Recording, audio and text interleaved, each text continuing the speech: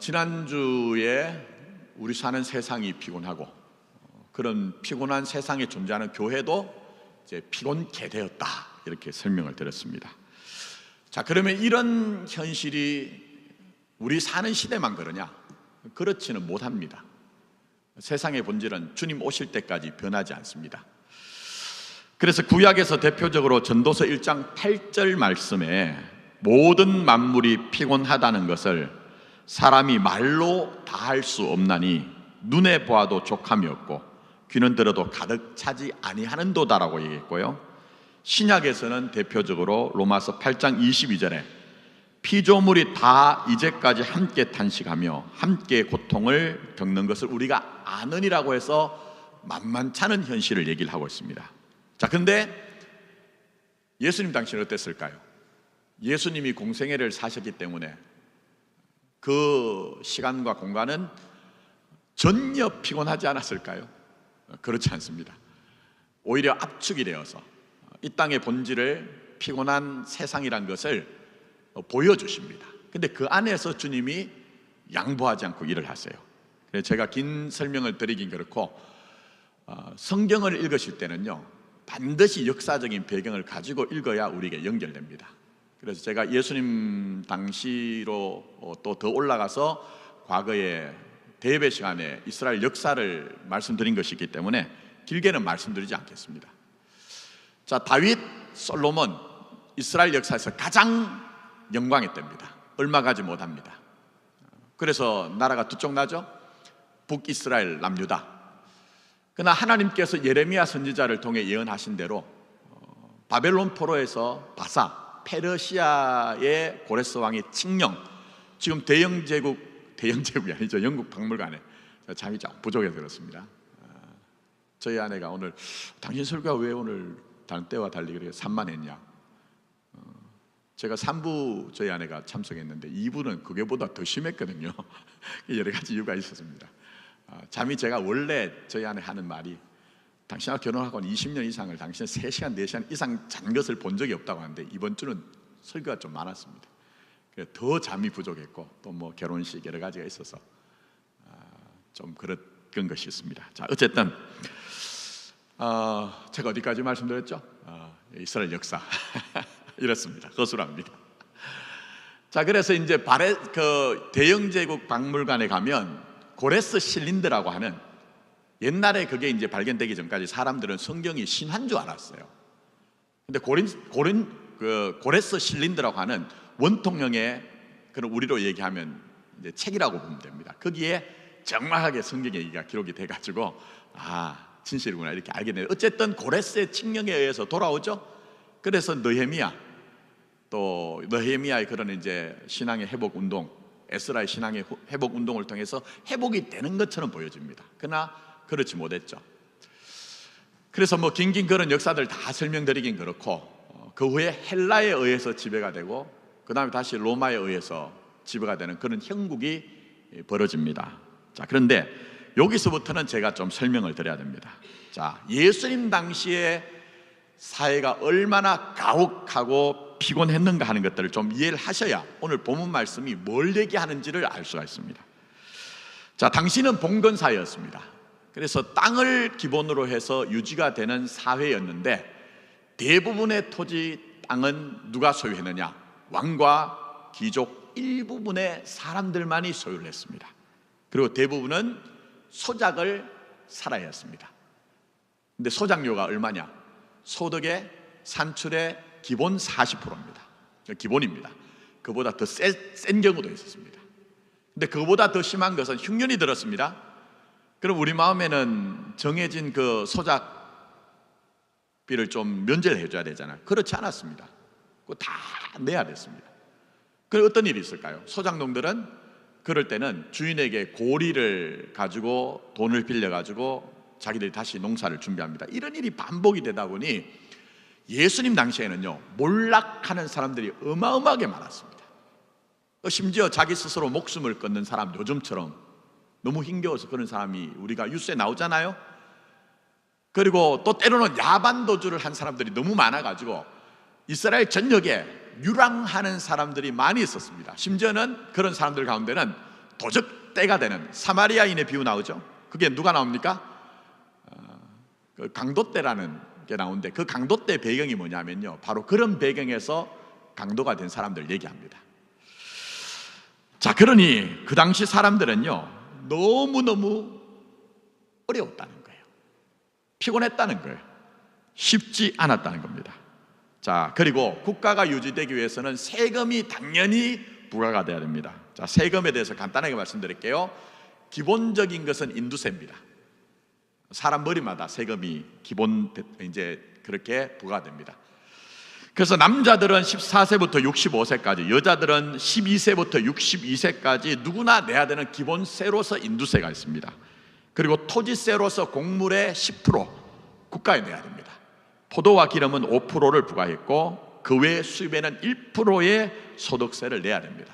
근데 이건 속일 수 있는 게 아닙니다. 이건 정해진 거기 때문에. 근데 예수님이, 여러분 아시죠? 세례 요한이 세례를 받으러 나온 세리들에게 뭐라고 합니까? 너희들에게 부과된 것 이외에는 더 받지 마라. 그게 회개하는 거라 얘기하죠. 이거 왜 그럴까요, 여러분? 뭐 설명드리지 않아도 아실 거예요. 당시에 로마는 자기들이 세금을 직접 거두지 않고 현지인들, 유대인들에게 세금 징수원을 두어가지고 그들이 세금을 거두는데 이들에게 월급을 안 줍니다. 로마는 세금 징수원 세리들에게 자기들이 받을 만한 그 세금만 신경 쓰지 월급은 주지 않고 이 사람들이 어떤 일을 해도 그냥 방치를 합니다. 그럼 당연히 뭐가 발생할까요?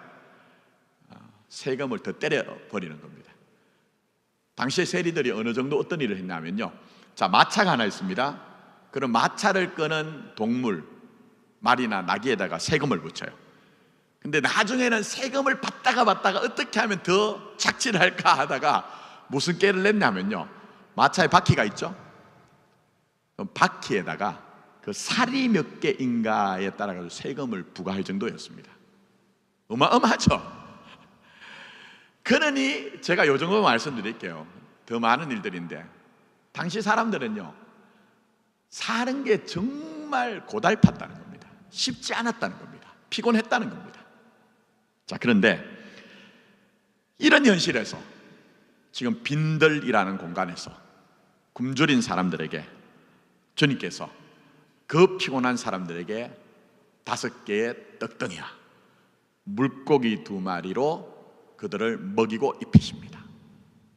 세상 나라와 대조가 되죠. 내 나라는 너희들이 내게 속할 때에 너희를 피곤하게 하여 너희들에게 뺏어내는 것이 아니라 없는 가운데 있는 것으로 내가 공급한다. 내가 너희에게 힘을 준다. 내가 너희를 진짜 살게 한다는 것을 지금 이 오병이어의 사건을 통해 우리에게 보여주고 계신 겁니다. 근데 오늘도 여전히 주님은 정말 복음 안에서 예수와 연합된 교회, 예수와 연합된 우리의 모임 가운데 그런 일을 행하신다고 얘기하고 있어요. 저는 목사로서 제 자신을 믿지 않습니다. 저는 저 자신이 얼마나 허약한지를 알고 있기 때문에 그렇습니다. 제가 오늘 설교가 막 흔들렸다고 했잖아요. 왜 그런지 아십니까? 저는 저를 늘 고민하면서 생각하는데 그 가운데 하나가 제가 가진 기질이 있습니다. 뭔가 새롭게 시작하면요, 더 많이 준비합니다. 마가복음 시작했죠? 한 주 내내 앉아가지고 논문 읽고 책 읽고 성경 막 읽고 어마어마하게 준비했거든요. 근데 어마어마하게 준비했다는 건 뭐예요? 너무 많은 걸 준비하다 보니까 제 자신이 정신이 흔들린 거예요. 저는 저의 허약함을 알고 있습니다. 그래서 저는 저를 믿지 않습니다. 다만 믿는 것은 뭐죠? 이렇게 피곤한 세상 가운데 주님께 가까이 나가면 우리 가진 것이 비록 5덩이의 떡과 물고기 2마리밖에 되지 않지만, 그러나 주님은 내게 가져오라, 내게 맡겨라. 그러면 주님이 일하셔서 세상에서 공급받지 못하는 그 생명의 떡의 역사와 그가 주시는 힘과 안식과 능력을 통해 사망 가운데 생명을 오늘도 여전히 주신다는 것을 믿고 있습니다. 그래서 우리의 예배, 우리의 목장이 뭡니까? 믿음으로 그걸 경험하는 곳이 되어야 됩니다. 모양으로 오병이어의 사건은 아니에요. 성경의 사건은 역사적으로 단 한 번 일어난 겁니다. 그래서 우리가 오늘도 동일하게 떡 떠주세요, 물고기 주세요, 이런 식은 될 수가 없습니다. 그러나 원리는 그대로 적용됩니다. 내용은 그대로 적용됩니다. 우리도 그러니 얼마나 피곤합니까? 얼마나 우리의 무력감을 느낍니까? 그러나 서로 함께하여 우리 서로 예수님 바라봅시다. 우리에게 오늘도 일하시는 예수님 의지합시다라고 할 때 그 5덩이의 떡덩이와 2마리의 물고기를 가지고 다 먹이고 12강주리가 남고 그 먹었던 사람들이 5,000명이라고 하는 그 천국의 잔치를 우리에게 베풀어 주실 것이라는 것입니다. 자, 그런 점에서 봐야 되는 게 있죠. 자, 간단하게 말씀드릴게요. 자, 보시면 예수님께서 15절에 굳이 이렇게 말씀하세요. 이곳은 빈들이요 때도 이미 저물었으니 무리를 보내어 마을에 들어가 먹을 것을 사 먹게 하소서라고 제자들이 얘기합니다. 현실적인 얘기죠. 그런데 예수님이 마을로 못 가게 하십니다. 마을은 뭐죠, 여러분? 제가 아까 말씀드렸던 당시에 피곤한 세상의 현실이 있는 곳이에요. 너희들이 그곳에 가서 제값 주고 먹을 만큼 먹을 것을 사와도 그것으로 해결되지 않는다는 것을 보여주고 있어요. 여러분 느끼세요? 제가 왜 자꾸 예수만 바라보자, 하나님의 말씀 앞으로 나가자, 우리의 지난날의 역사가 레슨한 게 뭡니까? 목사도 별 것 없더라, 우리 자신도 별 것 없더라 하는 거 아닙니까? 그것은 마을로 가서 우리가 먹을 것을 사오게 하소서라고 할 때 주님께서 가지 마라, 너희들이 있는 것으로 해라고 얘기를 하는데 제자는 그게 이해가 안 되는 거예요. 지금 이들이 가진 것을 뭐라고 얘기합니까? 주님, 그게 무슨 얘기입니까? 지금 우리가 가진 것은 요 정도 5덩이의 떡과 2마리의 물고기 밖에 없습니다라고 하는데 주님 마음속엔 계획을 가지고 계신 거예요. 주님 마음속에서는 내가 일하겠다는 거예요. 이 교회는 그런 곳입니다. 특히 오늘 이 본문에 나오는 단어 하나하나가 아주 중요합니다. 그게 뭡니까? 빈들, 날이 저물매 밤이 되었대요. 그건 환경이기도 하지만 그 당시의 형편을 얘기하는 겁니다. 형편을. 이건 마치 오늘날 우리가 교회를 다니면서도 빈들을 경험하는 것처럼 우리가 빛이신 예수님을 믿음으로 말미암아 우리 자신이 빛이라고 하지만 우리 안에 있는 그 어둠을 해결하지 못하여 우리가 아파하고 신음하는 것처럼 그런 현실이 우리에게 있는 것을 보여주고 계시는 것입니다. 그런데 주님은 여기에 대해서 양보하지 않습니다. 피곤한 세상에 대해 매몰이되어서 그래 알았다, 세상이 그러니 우리도 그 정도에서 그렇게 살자고 말씀하지 않습니다. 피곤이 점철이 되어서 먹을 것을 살 수 있는 마을이지만 그렇게 해서 아무것도 해결되지 않는다고 가지 마라, 너희들이 가진 것이 뭐냐? 자기 스스로를 알게 하는 거죠. 우리는 이 정도밖에 없습니다. 근데 주님이 뭐라고 합니까? 그건 내게 다오, 내게 다오. 그리고 그 받으신 것을 축사하여 하늘을 우러러 축사를 하시고 떼어 나눠 주십니다. 저는 여기서 이제 오늘 나누드린 자료가 있는데 예수님의 삼중직, 그리스도의 삼중직을 보게 됩니다. 구약에 하나님이 기름 부음 받는 중요한 직무를 행하는 사람 세 직책이 있죠. 누구십니까? 전에 다 공부했습니다. 왕, 제사장, 선지자. 자, 간단하게 볼게요. 자, 세상 왕이 통치하는 마을은 어떤 곳입니까? 먹을 수 없는 것이 아니기 때문에 살 수는 있습니다. 그러나 그것은 계속적인 공허를 발생시키고 우리 것들을 뺏어가는 그런 현실입니다. 그러나 이곳은 지금 빈들입니다. 날이 저물어서 아무것도 우리가 할 수 없다. 아니, 우리가 가진 것이 작기 때문에 할 수 없는 것은 아니지만 그 정도의 매일 수밖에 없다고 생각하지만 진정한 왕이 되시는 예수님은 그거 내게 다오, 나의 통치는 세상의 방식으로 통치하는 것이 아니다 말씀하심으로 말미암아 그 작은 5덩이의 떡과 그 작은 2마리의 물고기를 받으셔서 하늘을 우러러 축사하시고 떼어주실 때에 당신이 통치하시는 의와 진리의 나라이신 하나님의 나라 천국을 지금 보여주신 거예요.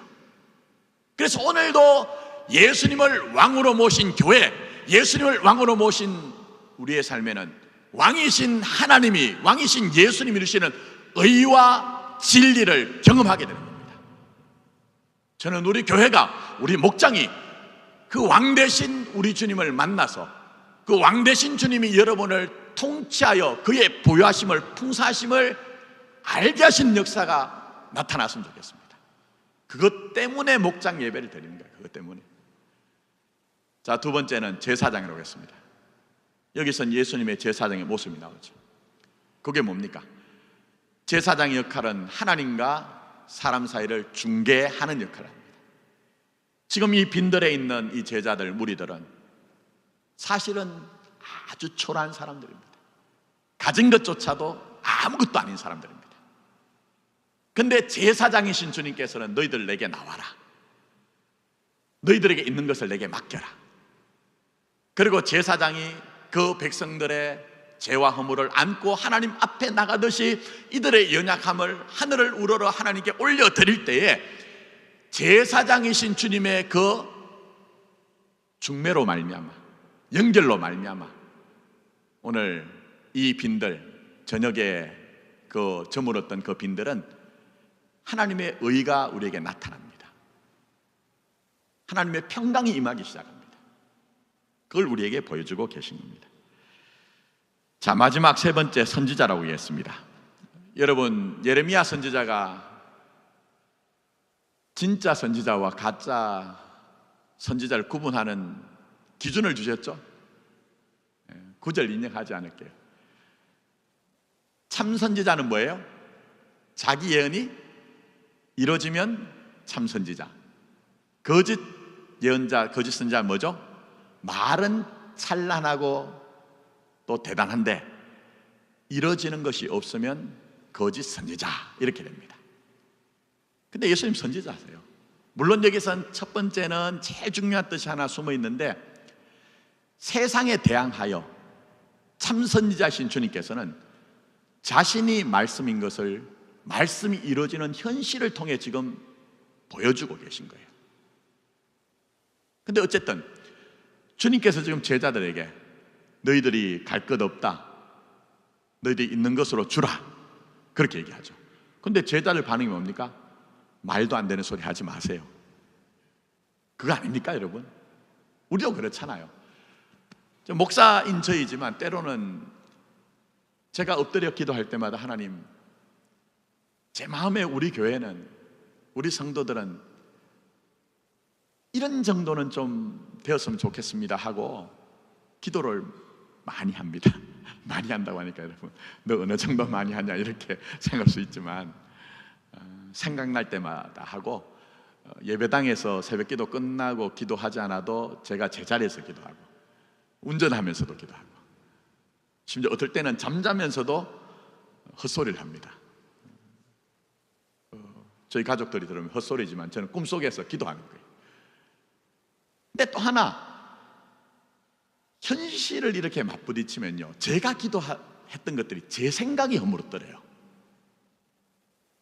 하나님, 과연 제 생애 속에서, 제게 허락되어진 시간 속에서 정말 제가 하나님 앞에 기도하는 우리 마포교회, 우리 성도들이 행복해하면서 정말 복음이 우리의 진리라고, 우리의 삶이라고, 우리의 생명이라고 고백할 수 있을까요? 하는 느낌이 들 때가 있습니다. 제자들도 마찬가지였던 것 같아요. 아니, 마을로 갈 필요 없다, 마을에 가봐야 그곳은 피곤한 사회가 아니냐, 너희들이 있는 것을 좀 내어놓으라고 하니까 이 제자들, 우리를 보니까 그저 떡덩이 그 5개의 떡덩이와 2마리의 물고기밖에 없거든요. 근데 주님이 말씀하시죠. 내게 맡겨라. 그런데 맡길 때에 제자들은 말도 안 된다고 생각했겠죠.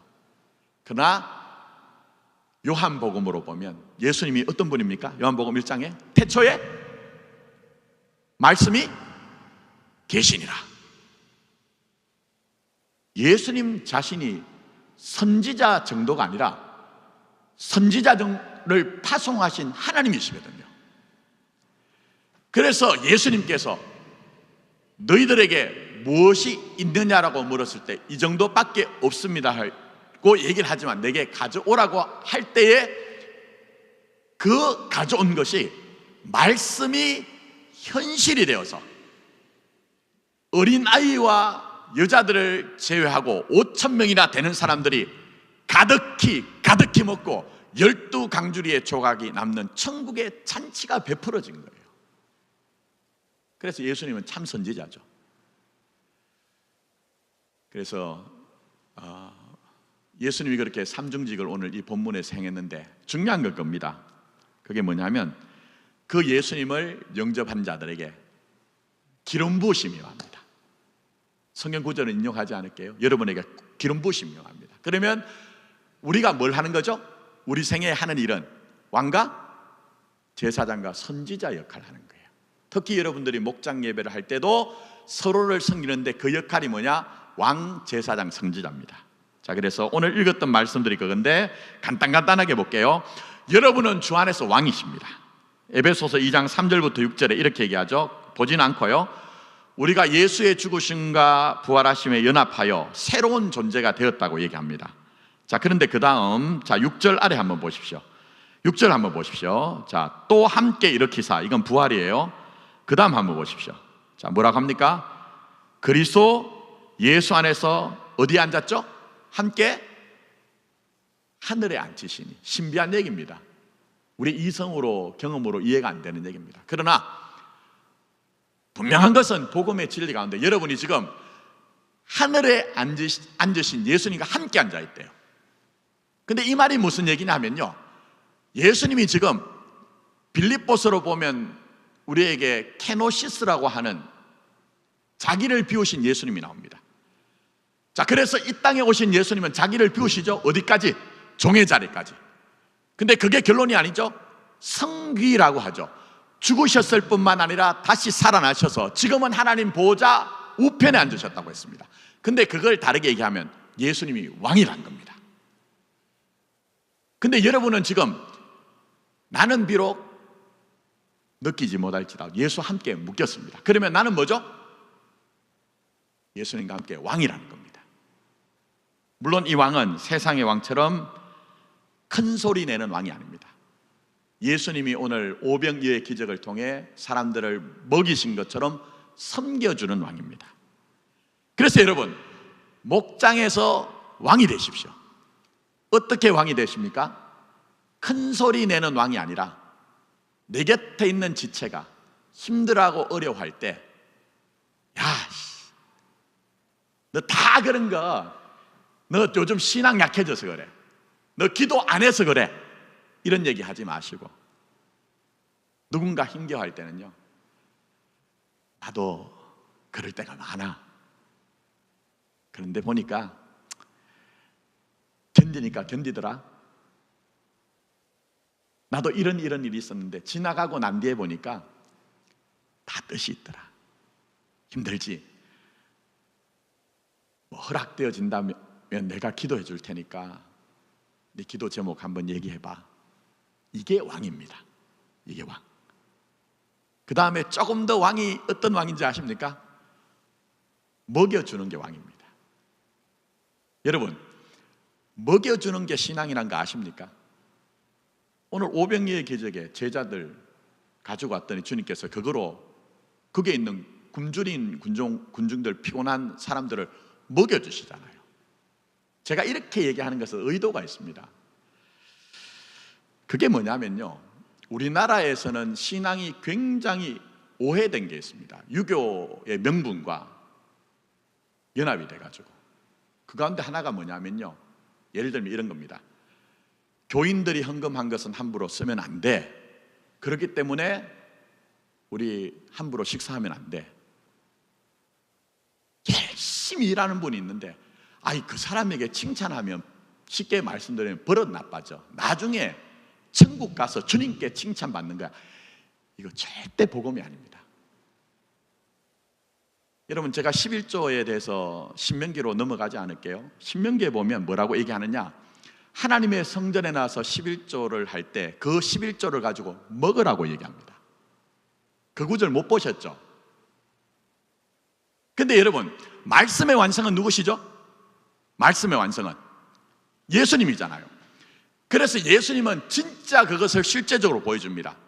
하나님의 성전이신 예수님께서 성전이신 자신 앞에 온 자들과 어떻게 하시죠? 복음서 보세요. 함께 먹고 마시지 않습니까? 그래서 어느 정도로 얘기를 하느냐? 마태복음 11장 19절을 보면 예수님을 보고 당시 사람들이 뭐라고 얘기합니까? 먹기를 탐하고 포도주를 즐기는 사람이라고 힐난할 정도였습니다.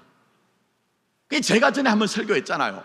성경금을 10만 원 했으면 6만 원, 7만 원 서로 나눌 수 있어야 되고 서로 격려하면서 기도할 수 있어야 그게 진짜 복음의 능력이라고. 제가 여러분들의 익숙하지 않은 얘기를 하는 것은 우리의 고정관념, 신념을 깨자는 거예요.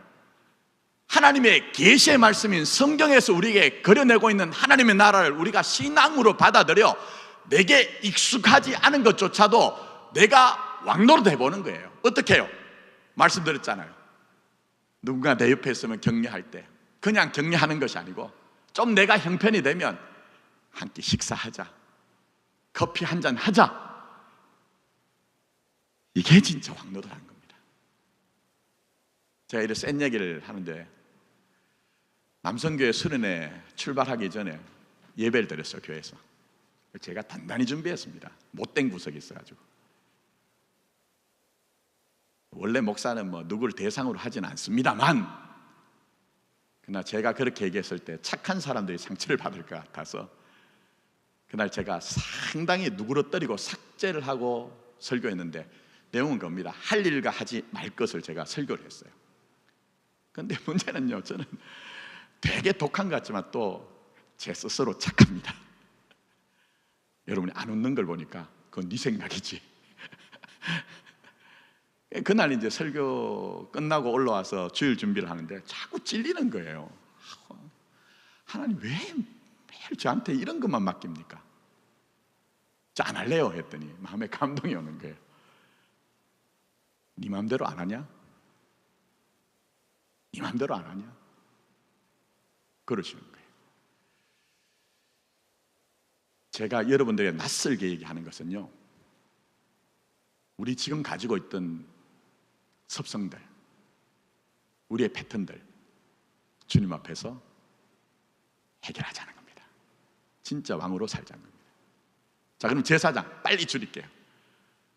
예수님이 지금 고단한 형편에 있는 사람들의 그 모든 사정을 알고 하늘을 우러러 축사하여 떼어 나누지었죠. 우리도 그런 일 하는 거예요. 명분 내세워가지고 하는 게 아니고 진짜 우리 교회 안에 있는 어려운 사정들이 있을 때, 또 내 곁에 있는 형제와 자매들이 고달파할 때 그 사정을 하나님 앞에 안고 나가서 그 사람이 알든지 안 알든지 하나님 앞에 간절하게 주의 이름으로 기도하고, 예? 그렇게 우리가 목장에서 경험을 하는 겁니다. 그럼 선지자는 뭡니까? 예수님 말로만 하지 않았거든요. 말씀을 구현했거든요. 그런데 우리가 목장에서 선지자 노릇하는 것은 잘났습니다 하는 것을 자랑하는 것이 아니라 내가 말씀으로 살아내는 겁니다. 참 저도 그게 늘 찔림이 돼요. 야, 너는 네 꼬라지가 되어서 설교할 때마다 그렇게 센소리 하냐? 근데 살려고 합니다. 저도 하나님 사랑하면서 사는 목사가 되어 볼게요. 그럼 여러분들도 우리 마포교회에서 목장에서 말로만 하는 선지자가 아니라 참 선지자는 예레미야 선지자가 자기가 말한 것이 이루어져야 참 선지자라고 얘기한 것처럼 우리 허탄한 길로 가지 말고 작은 것이지만 좀 말씀 앞에서 순종해내어 우리가 선지자의 삶을 살았으면 좋겠습니다. 자, 이 정도 갔으니